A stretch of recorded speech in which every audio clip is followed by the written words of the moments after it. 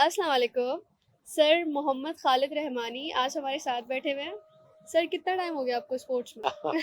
देखिए स्पोर्ट्स जो है ना वो तो जब बच्चा 1 साल का होता है तो वो कहीं ना कहीं स्पोर्ट्स की एक्टिविटी में इन्वॉल्व हो जाता है। एक एज गुजरती है कि जब तक वो खेलता है, फिर एक्सेल करने की कोशिश करता है, फिर एक वक्त ऐसा आता है कि जब वो एज ए खिलाड़ी वो सोचता है कि जी अब मुझे थोड़ा सा हट के एडमिनिस्ट्रेटिव साइड पे भी जाना। लकीली मेरे साथ ये हुआ कि मुझे अच्छे लोग मिले, उनके साथ मिलके एज ए एडमिनिस्ट्रेटर, मैनेजर, और मैं एक्टिविटीज़ जो है उसकी पॉलिटिक्स, फिर उसके इलेक्शंस, उस पर करते करते फिर आहिस्ता आहिस्ता थर्टीज़ में जाके व्हेन आई वाज 30 तो मैं इस तरफ एडमिनिस्ट्रेशन की साइड पर आया, और अब मैं अल्हम्दुलिल्लाह 67 मेरी एज है, और अभी भी स्पोर्ट्स जो है उसको चला रहे हैं। ऑलमोस्ट 30 साल हो गए, 30-40 साल। Yes, as a in administration, yes of course 30+ years हो गए। अच्छा। सर अभी आपका एक इवेंट हो रहा है, रेंजर्स का इवेंट है। यस, हाँ, हम देखें एक्चुअली इस लंबे स्पैन में बहुत सारी चीज़ें की। उनमें एक चीज़ जो दिल की तसल्ली के लिए और ज़हनी सुकून के लिए है वो है पैरा की एक्टिविटीज़, पैरा स्पोर्ट्स की, यानी कि वो उन बच्चों के साथ काम करना जो कि डिफरेंटली एबल्ड हैं, उनके इंक्लूजन के लिए काम हम करते हैं। इंक्लूजन का मतलब ये है कि ये टर्म इतनी ज़्यादा पॉपुलर नहीं है, लेकिन वो ग्रेजुअली अब दुनिया में आती जा रही है। वो ये है कि जो स्पेशल बच्चे हैं या डिफरेंटली एबल्ड बच्चे हैं जिनमें मुख्तलिफ सलाहियतें हैं, उनको मेन स्ट्रीम बच्चों के साथ लेकर आना, ताकि वो मिल के जब खेलते हैं हमने देखा है कि वो ज़्यादा खुश भी होते हैं और जल्दी इम्प्रूव भी करते हैं। उनकी जो कैपेसिटी बिल्डिंग वो भी हो जाती है। इसी तरह जो सचल रेंजर्स हैं उनके ब्रिगेडियर अल्ताफ़ साहब हैं, उनसे हमारा इस मौजू पे बात हुई, उन्होंने हमारी मदद भी की। मैं पाकिस्तान के पहली व्हील चेयर टेनिस की टीम को तुर्की लेके गया था, तो उनके एजाज़ में उन्होंने इसी वेन्यू पर भी और अपने ऑफिस में भी वहाँ पर रिसेप्शन दिया, उन बच्चों को अवार्ड्स भी दिए, बल्कि एक बच्चे को रिक्शा लेके दिया, दूसरे को कैश दिया। तो उन्होंने हमसे कहा कि हम डिफरेंटली एबल्ड बच्चे जो हैं, नाबीना हैं जिसमें शामिल हैं, डेफ एंड डम हैं, और फिज़िकली चैलेंज एम्प्यूटीज़ हैं, और वो बच्चे जो कि व्हील चेयर पर चलते हैं, उनकी एक्टिविटीज़ करें हम कराची में, जिसमें पूरे पाकिस्तान के प्लेयर्स को बुलाएं, टॉप प्लेयर्स को, और जितने स्टेक होल्डर्स हैं उनको भी इन्वॉल्व करें। तो वो उनके साथ मिलके आजकल हम काम कर रहे हैं। इंशाल्लाह हम नवंबर में इस पोजीशन में होंगे कि ये इवेंट करेंगे और पूरे पाकिस्तान से उसमें प्लेयर पार्टिसिपेट करेंगे। ये इवेंट का नाम क्या है?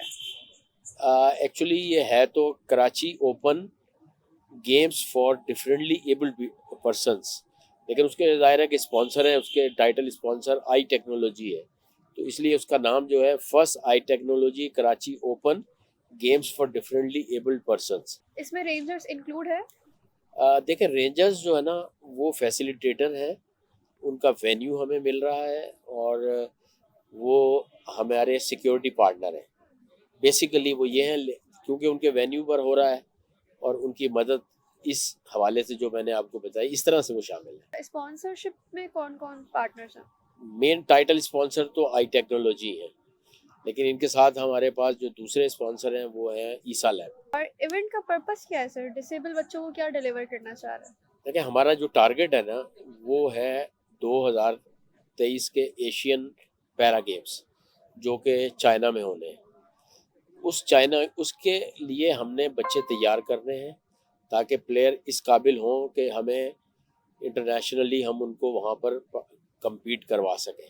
सर ये इवेंट पहले हो चुका है कराची में? देखिए अनफॉर्चुनेटली कराची में कभी भी नहीं हुआ। इंडिविजुअली एक दो चीज़ें ज़रूर हुई हैं, हमने भी की हैं, लेकिन वो जो प्रोफेशनली और वो पूरे रूल्स को और डिकोरम के साथ कभी भी सूबे सिंध में आज तक नहीं हुआ। हाँ यस, सूबे सिंध ने 2008 में, यानी कि 14 साल पहले एक पेशावर में गेम्स हुए थे, उसमें सिंध का कॉन्टिजेंट ने पार्टिसिपेट किया था 14 साल पहले। अनफॉर्चुनेटली नहीं हुआ, लेकिन अब हम, क्योंकि मेरा अपना एक इदारा है जो स्पेशल बच्चों के लिए हम जिस पे काम कर रहे होते हैं सारी डिसेबिलिटीज़ पे, तो हमने सोचा कि हम इस पर भी काम करते हैं। तो अल्हम्दुलिल्लाह हमें रेंजर्स की मदद रही, स्पॉन्सर हमें मिल गए, और प्लेयर्स तो हमारे पास ऑलरेडी जो हैं वो वो तो स्टफ़ तो मौजूद था, लेकिन वो ऐसा स्टफ़ है कि वो उन्होंने कभी खेला ही नहीं है। अब आप अंदाज़ा करें, व्हील चेयर टेबल टेनिस है, अब वो पाकिस्तान में कभी किसी ने आज तक खेला ही नहीं है। तो उसके प्लेयर जो हैं वो बनाने हैं, उनके हम कैंप्स कर रहे हैं। इस तरह व्हील चेयर बास्केटबॉल है, उसके प्लेयर ही नहीं है। अच्छा, उनको हम तैयार कर रहे हैं। और सेकेंडली हमें जो चैलेंजिंग जो चीज़ थी वो ये थी कि उन बच्चों को तो हम ले आएंगे क्योंकि वो तो मार्केट में अवेलेबल है। और पिछले हफ्ते हमने यहाँ पर इसी वेन्यू पर एक जो डिप्टी काउंसिल जनरल हैं जापान के, उनके एजाज़ में एक डिनर दिया था और उन्होंने एक बड़ा प्यारा जुमला कहा था। उन्होंने कहा जी कि मैंने जब अपनी तकरीर में कहा कि जी हम इन पे काम कर रहे हैं, तो उन्होंने कहा जी इनके कोई बैरियर्स नहीं है। जापान में भी ऐसे बच्चे पैदा हो रहे हैं, कोरिया में भी हो रहे हैं, पाकिस्तान में भी हो रहे हैं। तो हम लोग को मिल के चीज़ें करनी चाहिए। इसलिए पाकिस्तान में बच्चे तो अवेलेबल हैं, लेकिन ये तो अल्लाह का निज़ाम है कि ये हर तरह के नाबीना पैदाइशी भी होते हैं। अब पोलियो ऐसा मर्ज़ है कि जिसकी वजह से पाकिस्तान में जो व्हील चेयर के बच्चे हैं 90% पोलियो से उनकी टांगें ख़राब हो गई। लेकिन आपको मालूम होगा कि रोटरी जो है उसने इतना काम किया, इतना अच्छा काम किया वर्ल्ड वाइड, कि इस वक्त दुनिया में सिर्फ 2 मुल्क हैं, पाकिस्तान और अफ़गानिस्तान, जिसमें साल में 10-15 केसेस आ जाते हैं पोलियो के, वरना पोलियो ख़त्म हो चुका। तो फिर लेकिन मरीज़ इस वक्त मौजूद हैं, अभी भी बच्चे है। मौजूद हैं, वो हमारे पास हैं इस वक्त। तो हम उनके लिए काम कर रहे हैं। इंशाल्लाह मुझे उम्मीद है कि हम 4-5 साल में, 6 साल में इस पोजीशन पे होंगे कि एक अच्छी लॉट पैदा कर सकें जो वर्ल्ड में कम्पीट कर सकें। सर अभी जो आप एक इवेंट करवा रहे हैं रेंजर्स वालों के साथ मिलके, तो उसमें कितने ऑफिशियल जो हैं वो वर्किंग करेंगे और कितनी मतलब उनकी तादाद होगी? पहले इवेंट में 10 स्पोर्ट्स चुने हैं। अब 10 स्पोर्ट्स में हम सिवाय एथलेटिक्स के हमें 3 से ज़्यादा रेफरी नहीं चाहिए। सिर्फ एथलेटिक्स ऐसी चीज़ें हैं जिसमें हम नाबीना बच्चों के भी कर रहे हैं और जो इंटेलेक्चुअली चैलेंज बच्चे हैं उनकी भी कर रहे हैं, उसमें हमें 10 के करीब चाहिए होंगे। सो दैट मीन्स 40-45 के करीब ऑफिशियल्स जो हैं जिनको हम पे भी कर रहे होंगे, वो 2 दिन तक हमारे साथ इंगेज होंगे। इस इवेंट का वेन्यू कहाँ? इसके देखें बेसिकली तो 2 वेन्यू जो रेंजर्स के ही हैं वो हम यूज़ करेंगे। सच्चल रेंजर्स का स्पोर्ट्स कॉम्प्लेक्स है नॉर्थ अहमदाबाद में, उसमें बहुत ही आला क्वालिटी की उन्होंने स्पोर्ट्स फैसिलिटीज़ बनाई हुई हैं और बिल्कुल अक्रॉस द रोड उनका रेंजर्स स्कूल है, कायदीन स्कूल। उसमें बहुत अच्छा फुटसॉल का ग्राउंड है, नाबीना बच्चों की हम फुटसॉल कर रहे हैं और वहाँ पर हैंडबॉल कर रहे हैं जिसमें फैसलाबाद की नेशनल टीम भी आएगी, बट कराची के भी बच्चे होंगे, सिंध के भी हैं, हैदराबाद में भी ट्रेनिंग हो रही है। लेकिन वेन्यू हम 2 यूज़ करेंगे, सच्चल रेंजर्स के sports complex and school. Civils आ सकता है? सिविल जो है वो एज ए गेस्ट तो आएंगे और जो सबसे ज़्यादा जो मैंने जो आपको पॉइंट आउट किया कि हमने 50 ऐसे लोगों को सिलेक्ट किया है और इसको ऐड भी कर सकते हैं कि जिनको हम ऑफिशिएटिंग सिखाएंगे। देखिए इनके जो रूल्स हैं, अब मैं टेनिस की छोटी सी मिसाल दे दूँ कि टेनिस में एक बाउंस के बाद आपको बॉल को हिट करना होता है, लेकिन व्हील चेयर टेनिस में 2 बाउंस बॉल के अलाउड है। इसी तरह हर खेल में वेन्यू का साइज़ कम है और उनके जो व्हील चेयर्स हैं उनके अलग साइज़ है। हैंडबॉल जो है उसकी जो व्हील चेयर का जो व्हील है वो 28 इंच डायमीटर का है, टेनिस का 24 इंच डायमीटर का है, वो हम बनवा रहे हैं। बल्कि हमने तो टेनिस में तो बनवाई हुई हैं और उससे पार्टिसिपेट भी कर रहे हैं। तो ये जो चीज़ें हम उनको सिखा रहे हैं वो सिविलियंस को, जो आपने क्वेश्चन किया था, तो इसमें हम मज़ीद भी वेलकम करते हैं ऐसे लोग जो कि ऑफिशिएटिंग को वो ये अपनी कैपेसिटी बिल्डिंग करना चाह रहे हैं जो मेन स्ट्रीम में है। अब फुटबॉल या फुटसॉल ऐसे खेल हैं कि उनके मेन स्ट्रीम तो एक्टिविटी हो रही है, लेकिन जब वो स्पेशल बच्चों की या नाबीना बच्चों के उसके अंदर रूल्स में मज़ीद एडिशन है, तो वो जब जो टेक्निकल बंदा इस्लामाबाद से आके उनको वर्कशॉप देगा, सर्टिफिकेशन होगी, तो वो चीज़ें आगे सीखेंगे और वो मज़ीद फिर सिंध में हमारे पास एक लॉट तैयार हो जाएगी 50-60 लोगों की, जो कि फ्यूचर के हमारे इवेंट्स को खुद ही कंडक्ट करेगी। सर अगर कोई न्यू स्टूडेंट हो, वो किस तरह इनरोल हो सकता है इस इवेंट पर? बिल्कुल, दे आर ऑल वेलकम। मैं आपके प्लेटफॉर्म के थ्रू उनको वेलकम करता हूँ और हम मज़ीद बढ़ा लेंगे क्योंकि उनके ऑडिटोरियम जो है उसकी हमने इसकी फ़ीस भी कुछ नहीं रखी हुई, क्योंकि जो स्पॉन्सरशिप है उसमें हमने कवर किया हुआ है, जो टेक्निकल लोग इस्लामाबाद से आएंगे वो उनकी कॉस्ट कवर्ड है और वो ऑडिटोरियम 400 लोगों का है। तो हमने तो 50 लोग सोचे हुए हैं, अगर ये 50 की जगह 70 भी हो जाएंगे, दे आर ऑल वेलकम।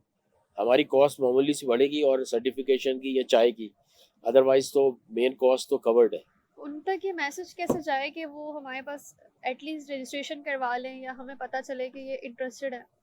देखिए उसमें यू आर राइट कि हमने अपने तौर पे, क्योंकि जो 40 स्पोर्ट्स हैं जिनके साथ मिलके हम यहाँ सूबा सिंध में काम कर रहे हैं मेन स्ट्रीम के, और स्पेशल बच्चों के 26 ऐसे इदारे हैं जो कराची में एक्टिव हैं कई सालों से, उनको हमने अप्रोच किया था और वहाँ से हमने ये 50 लोग जो हैं जो इंटरेस्टेड हैं वो सिलेक्ट किए हैं। लेकिन यह है कि हमने प्रेस कॉन्फ्रेंस भी करेंगे, उसमें हम मज़ीद हाईलाइट कर देंगे कर्टेन रेजर में। और अब आप सोशल मीडिया पर आप हमारी मदद करें तो अगर ये मैसेज जितने ज़्यादा लोगों को चला जाएगा और ज़्यादा लोग आ जाएंगे, दे आर ऑल वेलकम। और थोड़ा सा स्पोर्ट्स का बैकग्राउंड हो तो वो प्रेफरेबली दे आर वेलकम, क्योंकि उनको मेन स्ट्रीम के रूल्स पता है। अगर बिल्कुल फ्रेश होगा तो उसको तो ABCD जो है मेन की पहले आनी चाहिए। सबसे पहली चीज़ जो होती है इसकी रिक्वायरमेंट जो है वो ये है कि he or she themselves they should be athlete। अब एक टेनिस का प्लेयर है वो टेनिस का कोच भी बनता है, रेफरी भी बनता है, अंपायर भी बनता है, लेकिन जब वो प्लेयर होता है तो वो 50% टेनिस उसको आती है, वो रूल्स वो ऑलरेडी उसने सीखे होते हैं। फिर जब वो रेफरी बनता है तो मजीद चीज़ें आ जाती हैं। जब वो पैरालंपिक्स के साथ अटैच होगा तो मजीद 10 चीज़ें वो सीख सकेगा, यानी कि उसने ऑलरेडी 70 चीज़ें सीखी हुई होंगी। तो अगर उसको ऐसे बच्चे आए या बच्चियां आए जो कि यूनिवर्सिटी से पढ़ के निकली हैं या पढ़ के निकला है वो जिसने कुछ भी नहीं किया हुआ, तो उसके लिए डिफ़िकल्ट होगा। लेकिन एथलीट जो है या रेफरी या एम्पायर जो है उसके लिए चीज़ें आसान है। ट्रेनिंग सेशन सर आप कंडक्ट करते हैं? ट्रेडिंग सेशन, नहीं, ट्रेनिंग सेशंस। यस बिल्कुल। ये देखें वर्कशॉप्स जो होती हैं हम वर्कशॉप्स रेगुलरली कर रहे होते हैं और उसमें हम बहुत ज़्यादा एम्फेसाइज मेरा ये होता है कि प्रैक्टिकल साइड बहुत सारे लोग जानते हैं कि हम वो ज़रूर कवर कर रहे होते हैं। अब अगर स्पोर्ट्स मेडिसिन की अगर हम कर रहे हैं कोई चीज़ें और सेल्फ डिफेंस की कोई चीज़ें कर रहे हैं तो प्रैक्टिकल आस्पेक्ट को मैं ज़रूर साथ में लेके चलता हूँ। अगर 4 घंटे हम कर रहे हैं वो हम that we do, training sessions होते हैं। आपने सर इनके लिए, क्योंकि एक नॉर्मल हम जैसे इंसान के तो लिए तो ऑफिशियल ट्रेनिंग उनकी होती है, उनको पता है क्या करना है। उनके लिए कोई खास वर्कशॉप रखी कि जो ऑफिशियल्स हैं उनको आप ट्रेन करेंगे, जी आपने किस तरीके से काम करना है। अभी रूस से जब बात हो रही थी तो वो वर्कशॉप जो मैंने उसके हवाले से बात की थी, तो बिल्कुल कॉन्सेप्ट यही है कि जो मेन स्ट्रीम में जो आप लोग या दूसरे लोग सब काम कर रहे हैं उनके रूल्स हैं और वो किताबों में लिखे हुए हैं। इसी तरह से स्पेशल बच्चे जो हैं उनके भी रूल्स जो हैं, जो एडिशंस हैं या तब्दीलियां हैं वो भी लिखी हुई मौजूद है, लेकिन वो प्रैक्टिकल क्योंकि सिंध के अंदर हुआ ही नहीं है, मतलब अनफॉर्चुनेट है कि उसके ऊपर काम नहीं हुआ है। अब अल्हम्दुलिल्लाह हमने थोड़ा थोड़ा किया, लेकिन वो उसको मैं सेटिस्फैक्ट्री काम नहीं कहूँगा। सही। तो अब उसमें जब हम होगा आप लोग वर्कशॉप में आएंगे और फिर उसके बाद आप ऑन फील्ड जब वो चीज़ें करेंगे तो जाहिर है कि आप सीखेंगे और ग्रेजुअली फिर वो चीज़ें आगे बढ़ेंगी इंशाल्लाह। यस, मतलब लोग अगर स्टूडेंट्स आपसे डायरेक्टली कांटेक्ट करें कि वो इंटरेस्टेड हैं और आप उन्हें इंटरटेन करते हैं? बिल्कुल 100% उन्हीं वहाँ से अगर हमें चीज़ें मिलती हैं। अभी देखें हम 3-4 चीज़ें करने जा रहे हैं।